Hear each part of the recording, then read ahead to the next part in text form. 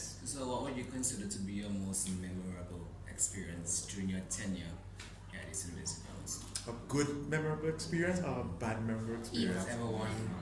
All right. So, um, my most horrific experience at grammar school um, happened not even just not it didn't happen on the school compound. I was in Form 4, right? And I was asked to represent the school at a debate and thing for independence.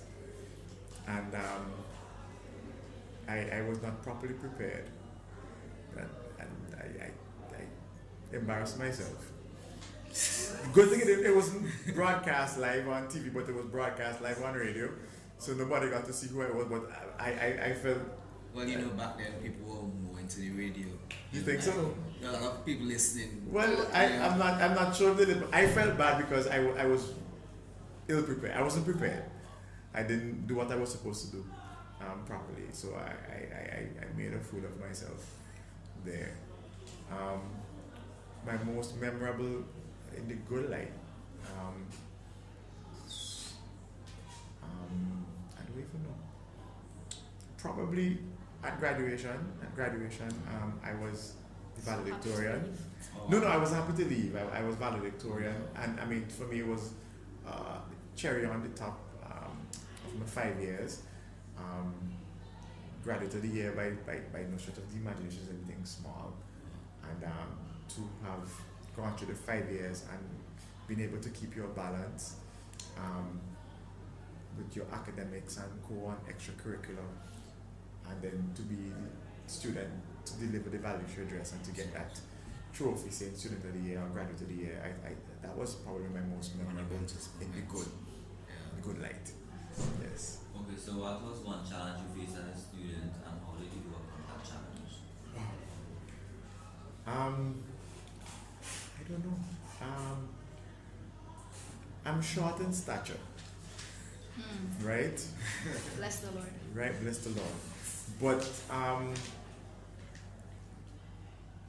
I was never bullied in grammar school. I guess when you have a level of confidence and to a point cockiness, you don't get pushed around. So challenges faced, I can't recall any right now. Again, it's not to make me out to be all this and a little bit more. But my 5 years in grammar school, I don't recall challenges like that. Probably in academics, I struggled with chemistry in Form 4. Chemistry was terrible. I wouldn't blame the teacher. I blame myself. Teacher had a peculiar cadence. You know what cadence mean, right? No. Okay. He had a peculiar way that he spoke, right? And yes, and sometimes we tended to mock him, right? Not in front of his face, obviously. So you come into class and you spend more time listening and laughing and snickering than attending to the chemistry. And yeah, so that was my. I failed. I failed the midterm exam. We used to have mid-year exams. We didn't have term 1 exam. You had exam in February, so it was mid-year exam and then you had final exam, right? So that challenge was because of your. Yeah, my demise. That was me doing, not the teacher. So.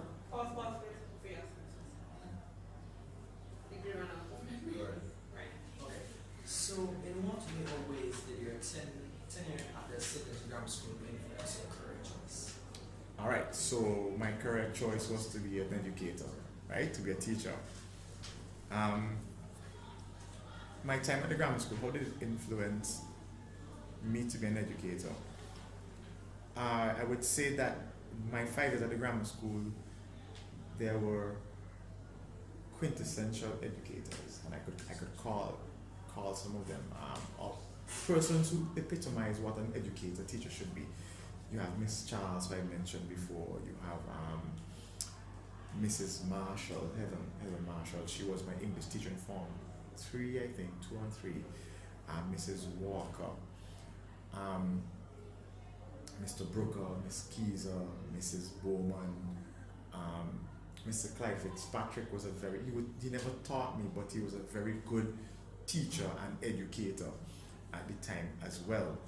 I knew I did not want to go down a path in science, i.e. into medicine or dentistry and so forth. I like to talk, and I saw myself back then at being a teacher and seeing these teachers, these educators, the way that they would, function in their role as a teacher, as an educator. It was like, okay, you know what? It's not the most rewarding in terms of what you get materially. Your remuneration is not all that pretty, like let's say with a doctor or a lawyer, but the benefits that you get as an individual, you see people moving from point A to point B in terms of what they're learning and so forth. It's it could be euphoric at times. So I saw these teachers, exemplifying what a true educator is supposed to be, and I'm like, okay, I could be like them. And one of them actually told me, if you're gonna be an educator or you're gonna be a teacher, be better than me. You understand? So that was a push as well to be an awesome teacher. Right? Yes. A lot of us can agree that you are to this day. Seriously? What? Yeah.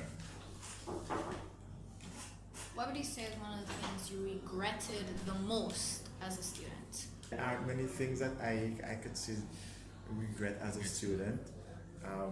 Again, not to toot your own horn or to paint that grammar school was a bed of roses, but things happen the way they happen for a reason, right? So to say you're gonna live in regret, no, probably I should have gone to the arts class and not the science class. But things happen for a reason, so I wouldn't necessarily, I don't live in a whole lot of regret. Yeah. And our last question to this, looking back on your 5 years at the school, what advice would you give to us current students? All right. So my response can be twofold, right?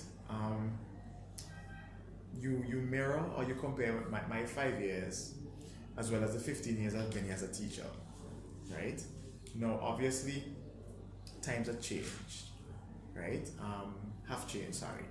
I went to school in the 90s, 91 to 96. Very, very different. There was this kind of technology that you guys are exposed to. The fluidity in values as well, very, very different. Back then, black and white was black and white. There weren't a lot of gray or blurred areas, right? As a student, looking back as a student, my advice to you would be to walk in your lane, know what you want to do, and you work towards it. Time wasted can never, ever, ever be regained. And that's something my mom and my dad would always tell me when I was in school, all of us, my siblings and myself. It's easier to say from outside looking in, right? Because as a student, as a young adolescent, as a young man, me telling you as an adult, time wasted could never be regained. You said, but like, you never was young, right? But the thing is, we have a different purview because we have been there. So if we tell you time wasted could never be regained, it's because we would have wasted time and we can't get it back, right? So as a student, I was organized, and because I hear my parents always telling me, don't waste time, I was not one to waste a whole lot of time. And again, the distractions that you guys have, your mobile devices, your tablets, the internet, and so forth, we didn't have it. So we could have dedicated time properly to our studies and to whatever we had to do, right? You guys have all these distractions. So when we're telling you now, time wasted can never be regained, it should ring home more because you guys waste a lot of time on your devices. As a teacher, to you guys, to whoever's listening or watching, it will be pretty much the same. I've seen students come through the grammar school and there is a syndrome that you all have after the fact. The if a bin syndrome. if I've been listen, if I've been study, if I've been do something else. So the if I've been sickness or the if I've been syndrome seem to follow a lot of grammar school boys because they don't always take heed to good advice.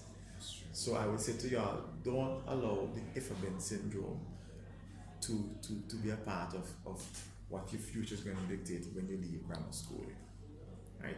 That's it. Thank you very much for answering these questions. I hope that we'll be able to inspire future students and inspire current students to enjoy their time here in the Civilian Grammar School. Thank you very much.